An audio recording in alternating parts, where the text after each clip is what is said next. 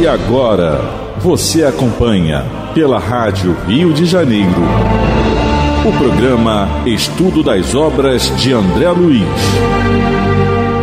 Vamos refletir sobre o livro Nosso Lar. Produção e apresentação, Tereza Cristina e Marco Antônio. Amigos ouvintes da Rádio Rio de Janeiro, é com muita alegria que estamos novamente aqui a fim de continuarmos o nosso estudo da obra Nosso Lar, de autoria de André Luiz, na psicografia de Francisco Cândido Xavier. Olá, ouvintes, que Deus possa abençoar nosso dia de hoje, nossa tarefa de estudarmos juntos, como o Marco colocou. Estamos estudando o livro Nosso Lar no capítulo 7, Explicações de Lísias.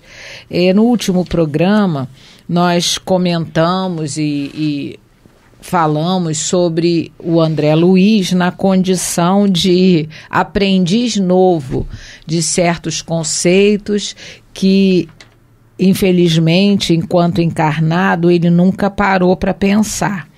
O Lísias explicou para ele sobre a questão da prece, da oração, dizendo que quando ele realmente orou com a alma, que ele mesmo coloca, né, orou com tanta alma, tudo melhorou.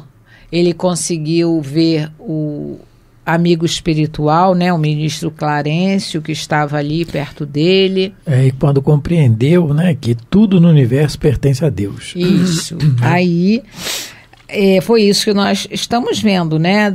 E vamos ver praticamente durante todo o livro o quanto de novidade vai ser apresentada a André Luiz e para nós também, não é? Porque nós estamos caminhando aqui na Terra já há alguns milênios encarnados e ainda aprendemos muito pouco.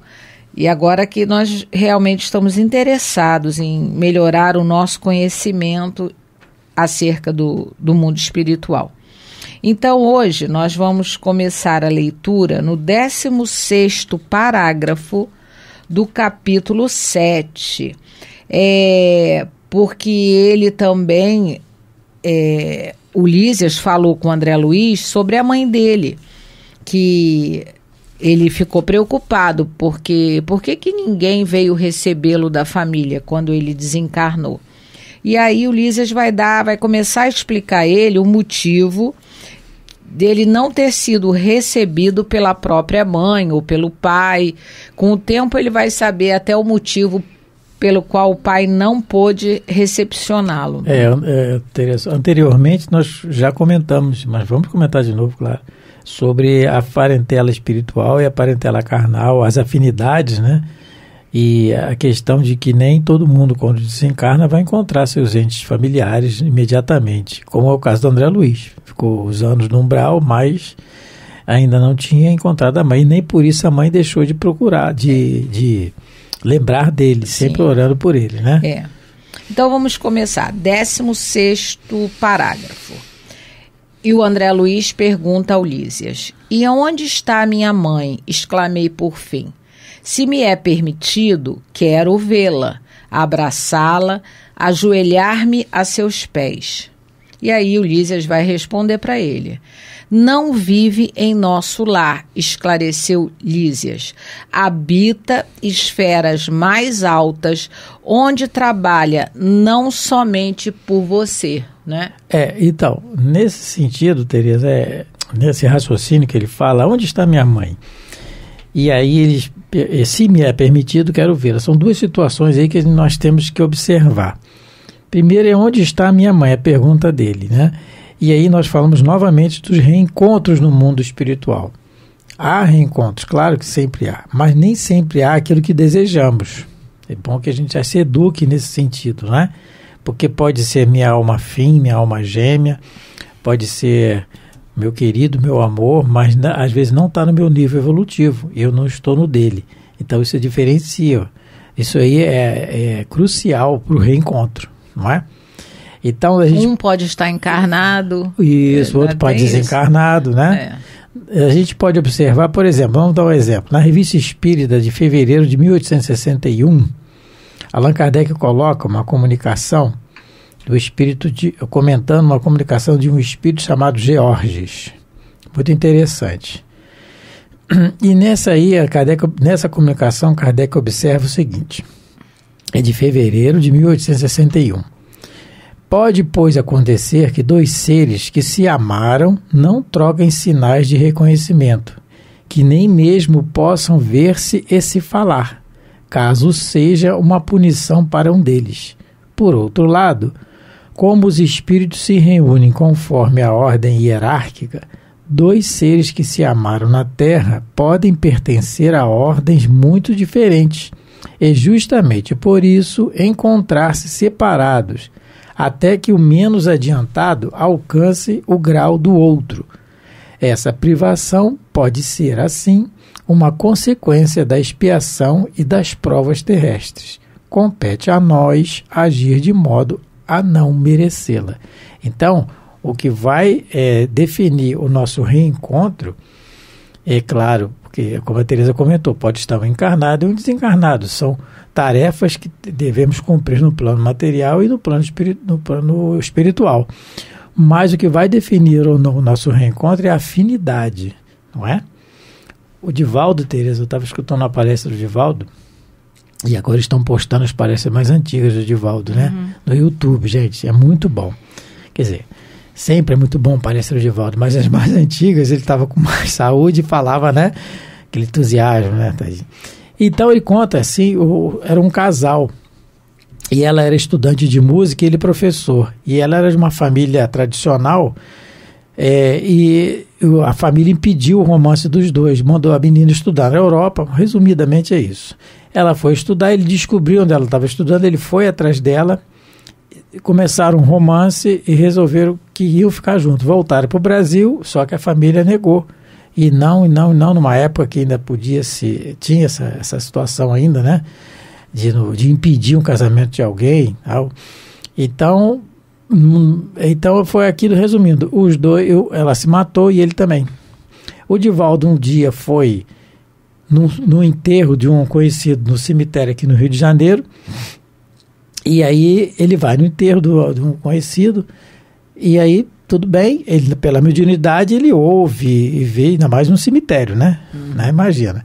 E aí ele começa, depois do enterro, ele começa a ouvir uma música de um violino, e começa a ouvir outra música, e ele fica assim meio... Ele já sabia da história, né? Já conhecia a história. Quando ele vai observar, tá a menina e ele, e os dois... assim, querendo, assim, ele tocando um violino, como se estivesse tocando um violino, e ela também, só que os dois não se viam. Eles estavam no mesmo cemitério, quer dizer, não estavam no mesmo cemitério, ali no mesmo local, os corpos estavam ali já. As almas também, só que não se viam. Então, isso é por conta do suicídio, por conta da rebeldia, assim. Aí, nesse caso... Isso, pior ainda, porque aquilo que nós lemos foi no programa passado, né? A mãe, o filho desencarnou, está na Revista Espírita também, desencarnou, e a mãe foi logo... Saiu ao inferno. E a mãe se matou para encontrar o filho, né? E é justamente o que não acontece, né? É uma coisa interessante, Marco, quando ele coloca aqui que o Lísias diz para ele: a sua mãe está em esferas mais altas, onde trabalha não só por você.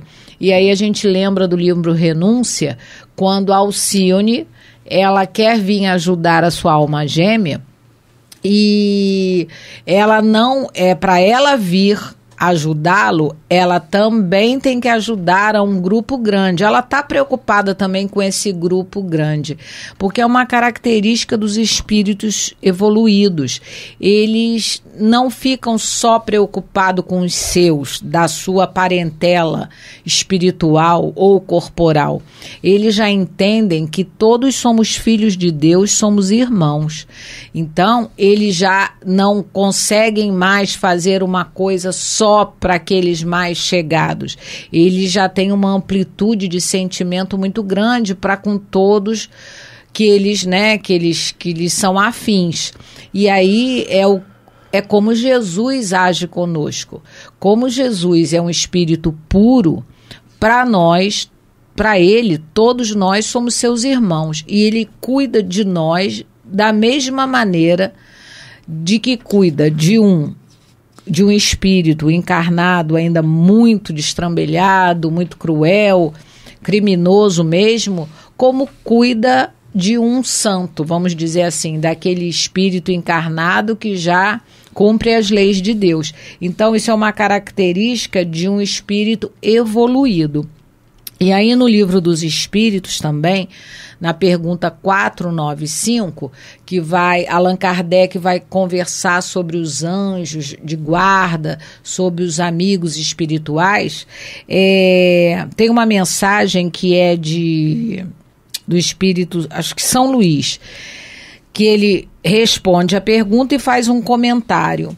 E é muito interessante. Aos que pensam que é impossível para os espíritos verdadeiramente elevados se sujeitarem a uma tarefa tão árdua e de todos os instantes, quer dizer, tomar conta de nós enquanto encarnados, essa tarefa árdua e o tempo todo. Tomar conta de alguém igual a mim, meu Deus do céu, acho que eu tenho 2. Diremos que influenciamos vossas almas estando a milhões e milhões de quilômetros. Para nós, o espaço não é nada. E embora vivendo em outro mundo, nossos espíritos conservam sua ligação com o vosso. Então, é o que está acontecendo com a mãe do André Luiz. Ela está numa esfera superior a que ele se encontra, que é a esfera onde está localizado o nosso lar, mas pelo pensamento, constantemente ela estava ligado a ele. E isso o Lísias já falou isso para ele, né? E vai depois comentar novamente o quanto, mesmo sem a presença física, ela estava o tempo todo em contato com ele.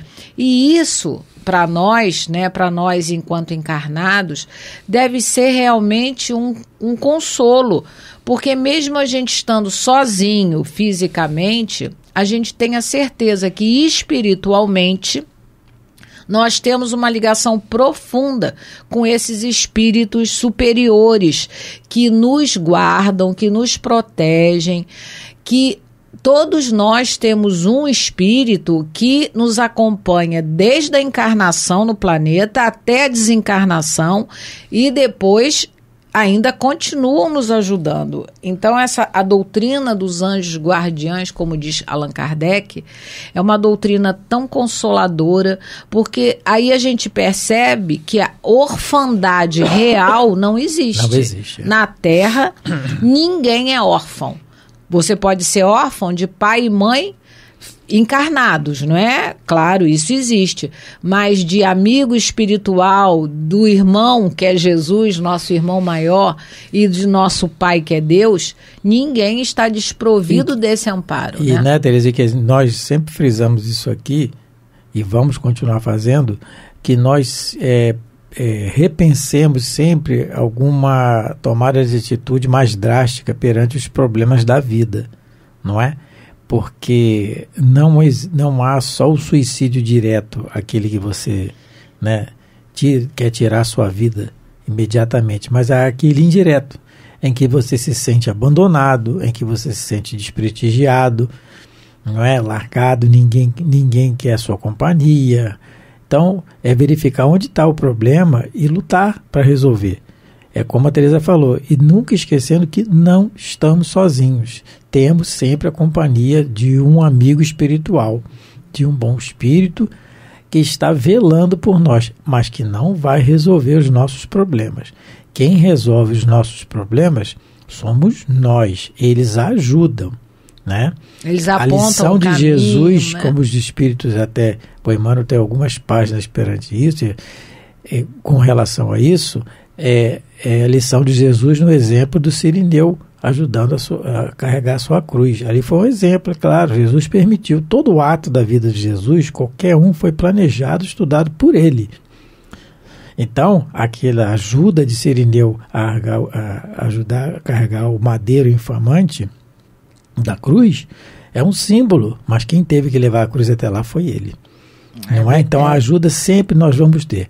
Vídeo, grande exemplo que nós estamos vendo aqui do próprio André Luiz. Quem tirou o André Luiz do umbral não foi a mãe dele e não foi o Clarencio, foi ele. Como nós acabamos de falar aqui. Como o Clarencio, no dia que você orou com fervor, porque foi o que ele nunca fez. Não é orar que vai me tirar do umbral, não. É orar de dentro. O orar interiormente é a palavra os ores, que que quer dizer abrir a boca da alma. Quer dizer, se revelar, reconhecer os nossos erros, né, perante o Pai Criador. Então, sim, o dia que ele fez isso, que ele nunca fez isso, aí ele se desprendeu daquilo lá. É isso. E aí, continuando. Não, peraí, Teresa, tem um detalhe.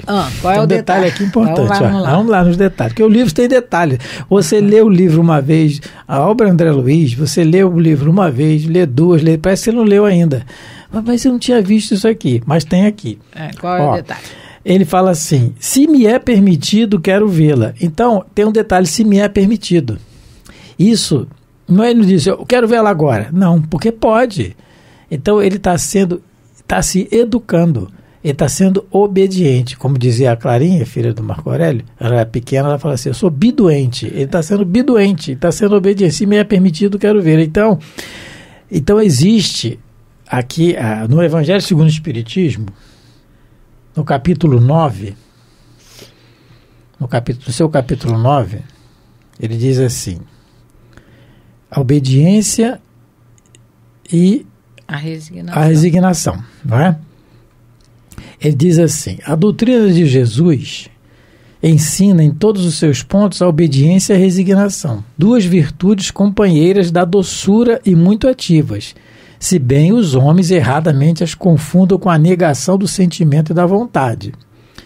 Que o André Luiz está com vontade de ver a mãe, o sentimento dele é esse, não é? E nós vamos ver a questão da vontade, nós vamos ver daqui a pouco, eu não sei se vai dar nesse programa do próximo, a questão da vontade, como isso é importante. O que ele diz assim, a obediência é o consentimento da razão e a resignação é o consentimento do coração. Por quê?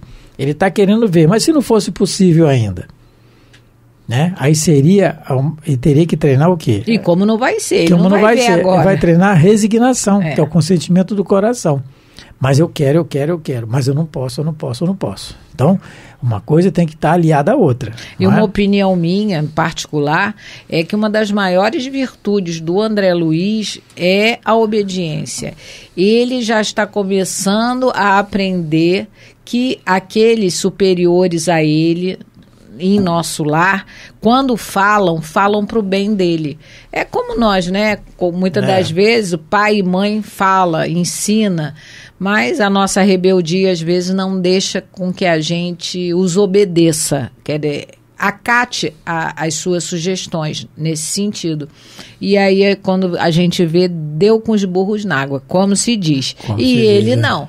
Ele está caminhando, a gente vai ver durante toda a obra dele, várias vezes ele tem vontade de realmente tomar certas atitudes, mas ele acaba obedecendo às sugestões que os mentores, os benfeitores das suas tarefas, das tarefas em que ele está, ele na mesma hora ele obedece, não é? Então ele se poupou de muitas sabores, de muitas dificuldades pela questão da obediência.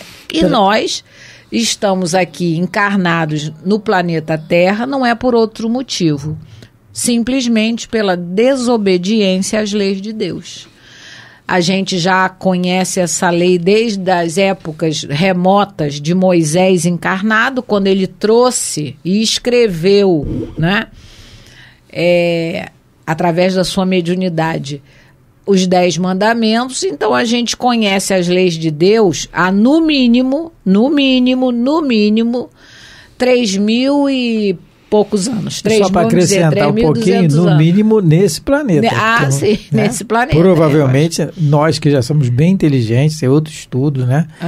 Nós já viemos convidados a se retirar de outros. Mas no livro Ceareiros de Volta, na psicografia de Valdo Vieira, eu esqueci a página, mas os Espíritos dizem ali que muitos de nós temos os nossos nomes ligados a planetas de regeneração. Sim. O que significa que muitos de nós somos desobedientes há muito tempo já e continuamos ainda, mas já estamos raciocinando melhor, graças a Deus. E para isso, né, Marco, esse estudo que a gente faz aqui em conjunto, todo mundo junto, estudando, não é?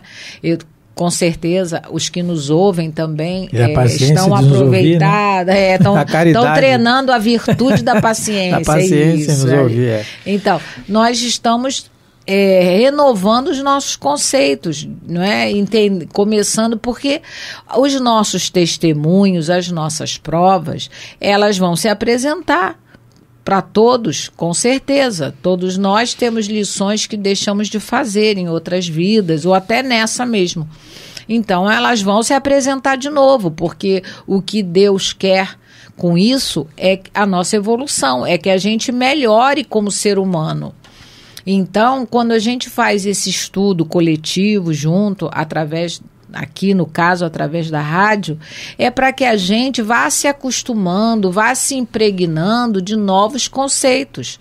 Para a hora que a tempestade rugir, não é? A gente ter construído alguma coisa por dentro. Porque ela vai chegar, como na natureza, né? A gente tem época de bonança, mas tem época de tempestade, tem épocas de desafios. A nossa vida é a mesma coisa. Nós temos épocas que mais ou menos equilibradas e tem épocas que parece que vem tudo num combo, vem tudo junto. Então, a gente junto, armazenando esses novos conhecimentos, meditando sobre eles, na hora que a tempestade vier, o nosso abrigo íntimo, vamos dizer assim, não é? Para esse tipo de tempestade é um abrigo íntimo. Isso é o trabalho diário nosso, né? Então não adianta nós fugirmos da sociedade, nos escondermos dos problemas, porque isso só vai piorar a nossa situação, porque as provas vão vir. Precisamos das provas para provarmos para nós mesmos se já estamos melhores, porque a nossa fatalidade é o bem. Queiramos ou não queiramos momentaneamente, pela nossa rebeldia, ser felizes, mas nós vamos ser felizes um dia. Realmente. E os espíritos superiores, eles são mais felizes porque trabalham mais. E obedecem mais. Então, só vamos ser realmente felizes quando nos obedecemos a Deus, como a Teresa colocou. Parece um paradoxo, mas não é. A obediência à divindade vai nos fazer um dia realmente felizes. E ele informa, o Ulisses está informando ao André Luiz, Teresa, aqui, que a mãe dele não vive em nosso lar, porque habita esferas mais altas, onde trabalha não somente por você. Aí nós já vamos vendo mais uma vez esse detalhe de quanto mais superior é o espírito, mais ele trabalha, né? E ela trabalha. Então a ocupação dos espíritos são incessantes, conforme Allan Kardec perguntou aos espíritos na pergunta 563 do Livro dos Espíritos. São incessantes as ocupações dos espíritos? E eles respondem, incessantes sim, atendendo-se a que sempre ativos são os seus pensamentos, porquanto vivem pelo pensamento. Importa, porém, não identifiqueis as ocupações dos espíritos com as ocupações materiais dos homens. O trabalho deles é outro, é mais refinado. Mas e acima da mãe do André Luiz tem outros e outros, até vamos chegar em Jesus, que é o governador do planeta. Então o trabalho da espiritualidade é incessante para o nosso progresso, para a nossa ajuda, para o nosso sucesso, mais e mais essa encarnação, porque não sabemos quando vamos ter outra oportunidade. É verdade. Não sei quando, mas então que nós procuremos, finalizando mais um programa, porque esse relógio aqui da rádio acho que está obsediado, tem que dar um passe nele, ele está correndo muito. Então, finalizando mais o programa, eu agradecer a vocês a paciência, né, a caridade de nos ouvirem e que nós possamos, com a permissão de Deus, estarmos novamente juntos, uma nova oportunidade. Um abraço a todos, que Deus possa abençoar os lares de vocês. Até a próxima. A Rádio Rio de Janeiro apresentou o programa Estudo das Obras de André Luiz. Produção e apresentação, Tereza Cristina e Marco Antônio.